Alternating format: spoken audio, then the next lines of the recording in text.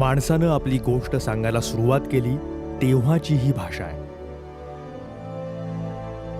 कोकणातल्या सड्यांवर खडकाळ डोंगर माथ्यांवर कोरलेली ही कातळ शिल्प आहेत.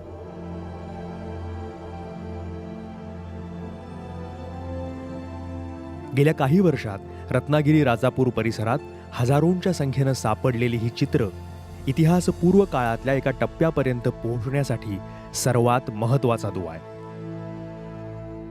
कोकणातला आपण एकूण मानवी वस्तीचा इतिहास पाहिला, ज्ञात इतिहास पाहिला तर तो सातवाहन काळापासून चालू होतो, म्हणजे इसवी सन पूर्व 3रं शतक.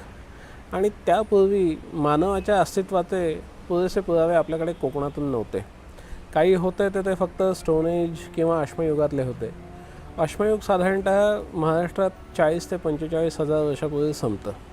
तर मग ही जी एक गॅप आहे, ज्याला आपण कोकणाच्या इतिहासातलं डार्क एज असं म्हणतो, इसवी सन पूर्व 40,000 वर्ष ते इसवी सन 3,000 वर्ष. तर ह्या काळात नक्की काय होत होतं? हे पुरावे अचानक समोर आले. काही कातळशिल्प डोळ्यांसमोर असूनही दुर्लक्षित होती, काही जंगलांमध्ये मातीखाली हरवली होती.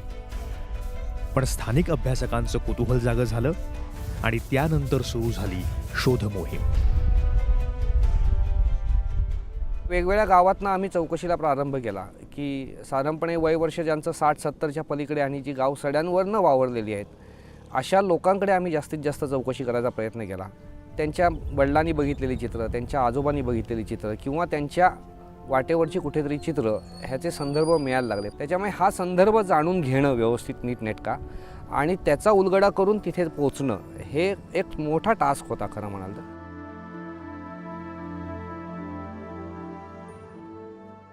नेमकी किती हजार वर्षांपूर्वी ही कातळशिल्प कोरली गेली? ती एकाच कालखंडामध्ये कोरली गेली का अनेक पिढ्यांनी त्याच्यामध्ये भर घातली? दगडी हत्यारानं ती कोरली गेली का धातूचा शोध तोपर्यंत मानवाला लागला होता? भाषालिपी तोपर्यंत मानवानं हुडकून काढली होती की चित्रकला ही अगदी प्राथमिक टप्प्यामध्ये होती? गेंडा, पाणघोडा हे असे प्राणी या भागामध्ये आढळत नाहीत, तरीही ते चित्रांमध्ये आहेत. ते त्या काळात मग इथं होते का हा मानव स्थलांतरित होता? मानवी उत्क्रांतीचे असे अनेक गूढ आणि अगम्य प्रश्न घेऊन कोकणच्या सड्यावर ही कातळशिल्प बसली आहेत. 10,000 वर्षांपूर्वी कोकणात नेमकं काय चाललं होतं? कोकणामध्ये एखादी संस्कृती निर्माण झाली होती का? देव, धर्म, भाषा या संकल्पना त्या माणसाला माहीत होत्या का? हा माणूस निश्चित टोळ्यांनी राहत होता, याचा शेतीशी संबंध नव्हता. कारण संपूर्ण चित्रांमध्ये कुठेही शेतीचं एकही दृश्य आपल्याला दिसत नाही.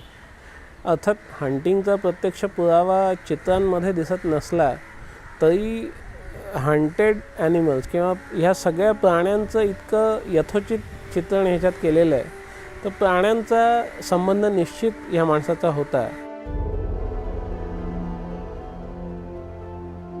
या कातळशिल्पांचा आकार, शैली आणि विषय सुद्धा बदलत जातात. त्यावरून हा कयास केला जातोय की हजारो वर्षांच्या काळात ही शैली अनेक पिढ्यांमध्ये तयार होत गेली. काही ठिकाणी तर काही चित्र ती नुसती रेषांनी केलेली आहेत, म्हणजे खोदलेल्या रेषा आपण ज्या म्हणतो त्यांनी केलेली आहे, अशी ती एक अशा पद्धतीची ती चित्र आहेत सगळी. काही ठिकाणी काही सिम्बॉल्स पण आहेत, म्हणजे नुसतेच गोल आहेत, त्याच्यात ठेवलेला एक टिपका आहे किंवा टिंब आहे. तर काही ठिकाणी बैलाची चित्र आहेत छोटीशी, पण ती छोटी छोटी आहेत. तर असे काही सिम्बॉल्स पण आपल्याला बघायला मिळतात. पुराश्मयुगीन मानवानं काढलेली खोदचित्र यापूर्वी उत्तर, दक्षिण अमेरिका, ऑस्ट्रेलिया आणि युरोपात तसंच भारतामध्ये गोवा आणि मध्य प्रदेशात सापडली आहेत. मानवाच्या वाटचालीत टोळ्यांमधल्या आयुष्याकडून स्थिर नागरी आयुष्याकडे जाण्याच्या मधल्या टप्प्यातली ही चित्रं मानली जातात. आता महाराष्ट्र सरकारनं सुद्धा निधी जाहीर केल्यावर या कातळशिल्पांच्या शास्त्रीय अभ्यासाला सुरुवात झाली आहे. त्या अभ्यासातून उत्क्रांतीच्या टप्प्यातला एक ज्ञानाचा मोठा खजिना समोर येणार आहे. मयुरेश कोंडूर, BBC.